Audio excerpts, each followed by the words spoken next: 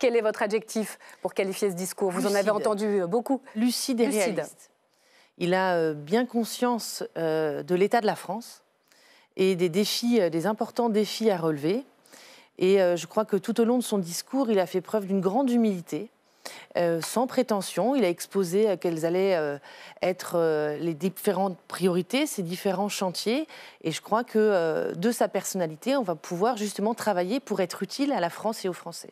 Non, mais ce que nous avons dit au Premier ministre, c'est que d'abord, la priorité doit être portée sur la réduction des dépenses. 2 tiers, 1 tiers. Il faut, il faut impérativement que les choses soient claires sur la réduction du train de vie de l'État. Parce qu'aujourd'hui, on dépense beaucoup trop, ça pèse énormément dans nos dépenses publiques, et donc il faut réduire les dépenses. Et d'ailleurs, le Premier ministre l'a dit très clairement, il y aura des choix, il va falloir les faire avec lucidité et réalisme. Mais ce que vous avez entendu là aujourd'hui, parce qu'on est là dans la réaction d'un discours, évidemment on attend le budget. Sur l'augmentation des impôts, je suis à ce titre relativement partagée, voire très perplexe, parce que je crois qu'aujourd'hui, et il l'a redit aussi, la charge fiscale est telle, à la fois sur les particuliers, mais également sur les entreprises, qu'une augmentation des impôts pourrait avoir des conséquences dommageables.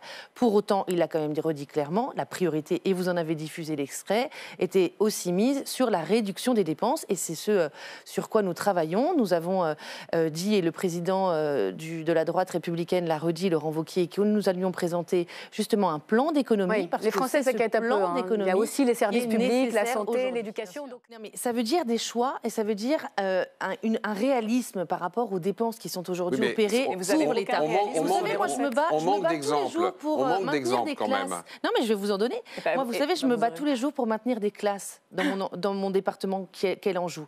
Je me bats tous les jours pour défendre nos gendarmes, pour avoir de plus en plus de gendarmes, notamment en milieu rural.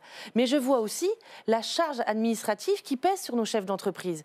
Et aujourd'hui, la simplification qu'appelle de ses voeux le Premier ministre... Vous pensez que c'est là qu'on va trouver vraiment les milliards nécessaires? Mais bien sûr.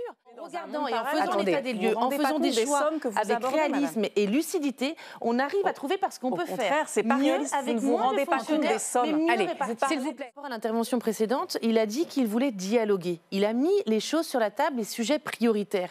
Sur la question du niveau de vie, il a été très clair. Il faut aujourd'hui que les Français vivent de leur travail. Ça, c'est de l'incantation pour le moment. Mais si, parce que nous l'avons redit dès le mois de juillet après les élections législatives.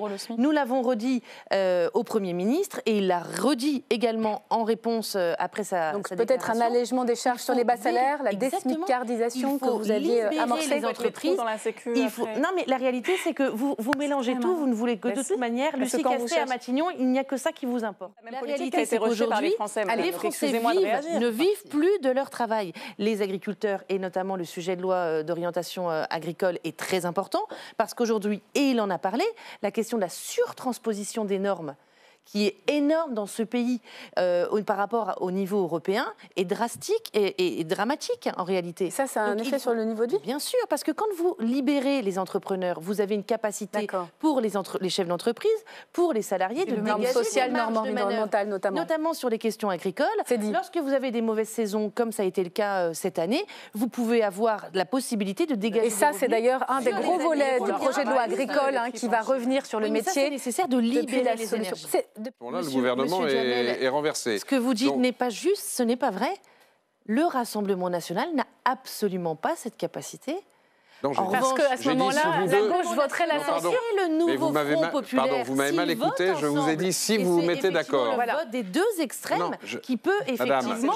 J'ai dit très précisément si vous vous mettez d'accord. Vous avez sauvé vos loi que nous avons votée, qui a été votée par bon nombre de députés sous la précédente législature et que nous avons proposée au sein des Républicains, est tout à fait aujourd'hui à droit constant possible. La seule chose, c'est qu'à la demande du président de la République et de la précédente majorité, effectivement, il a saisi le Conseil constitutionnel qui a invalidé un certain nombre de dispositions. Mais il est tout à fait faisable, dans le cadre d'un projet de loi très spécifique, donc vous êtes favorable. Les mesures des vous dites chiche à Brian Masson du RN. Bien sûr. Une nouvelle loi sur l'immigration. Nos engagements sur l'immigration sont très clairs. Et nous l'avons dit, et le Premier ministre a été aussi très clair. Il a parlé de rétablissement de contrôle aux frontières. Sa ligne est sans ambiguïté. Et effectivement, c'est une demande aujourd'hui très forte. Et dans le bloc central? À titre personnel, notamment sur les questions agricoles, j'ai porté... Bon, là, vous ne répondez pas à ma question. Si, je je vous le dis, moi j'ai porté des textes avec d'autres députés, j'ai aussi voté des textes et c'est pour ça que nous avons toujours été... Donc c'est bienvenu cette relecture des usages au Parlement. Le pragmatisme n'est pas partagé par tous les parlementaires